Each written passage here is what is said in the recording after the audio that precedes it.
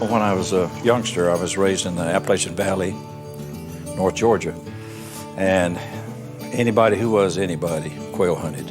Bob Carter's father gave him his first gun when he was 13, a Stevens double barrel. And then I began to terrorize the local population of quail. The quail weren't as excited about Bob's newfound hobby, but Bob was hooked. Ask him about hunting as a youngster in northern Georgia, and he's quick to answer.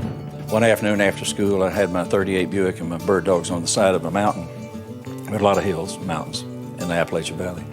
And covey birds got up, dogs pointed, covey birds got up, and I just had a snapshot. And I just fired one shot at a bird I saw. When I walked over with my dog to get the bird, there were 5 birds sitting there, laying right there side by side, each within just a few inches of each other. Bob has spent his adult life in Texas as a successful businessman, and 47 years ago, he married the love of his life, Janice.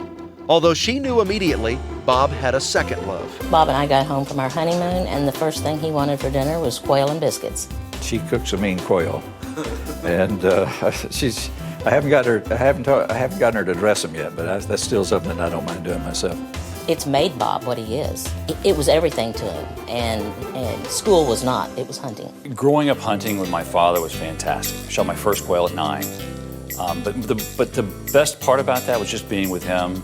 The hunt, shooting the quail was secondary. One time the boys on the ranch had set up a hog trap, and he told them to take it down. Well, unfortunately, they didn't get it down that day, and just as he expected, a buck got caught in there. And he, in his attempts to free the buck, got his right index finger cut off and by the deer's horn.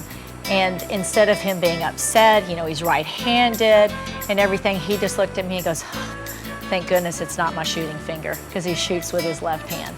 Since I was born, you know, I looked him in the eyes, and I think Grandpa and I just share a bond together. I love him very much, and he's just a great guy to hunt with. Bob's an inspiration to me, for one thing.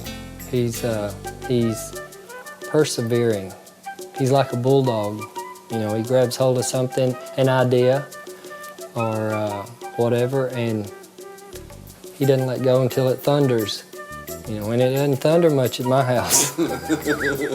My father, he's an amazing fellow because he never takes no for an answer.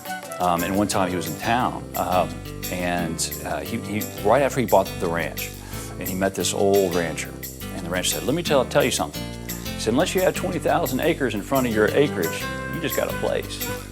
So my father was deflated, of course, but it didn't take him long to come back and he said, "You know, Todd," he said, "we may have a place, but I'm going to make this the best damn place that I can."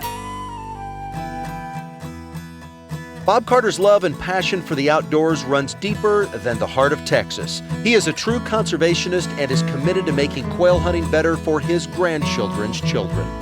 For Bob, it is a way to express and give back for what he has been given in hunting. And Park City's quail has been the place to be able to pass it on and do things that we can't do. The black hand is slowly creeping into the good quail hunting country, and we've got to find something to stem that tide. And I think the research that's being done by Dale Rollins and his guys is about as good a place as I can think of to put my money.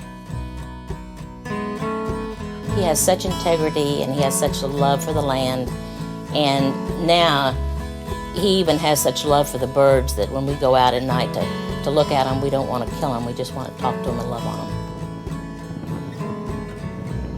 Quail hunting has, it's just a true gentleman's sport. The only thing that messes it up is the quail himself. He doesn't always want to be a gentleman. There's a feel that you get when you're bird hunting that surpasses any sport that I've ever participated in. A couple of weeks ago, Bob was out at the ranch, and the dogs pointed.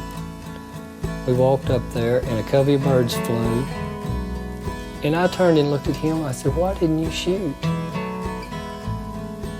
And he just standing there. I thought, what is wrong? He said, "Man, that was beautiful." He said, "I bet there were 30 birds in that covey." and then we just go find another one.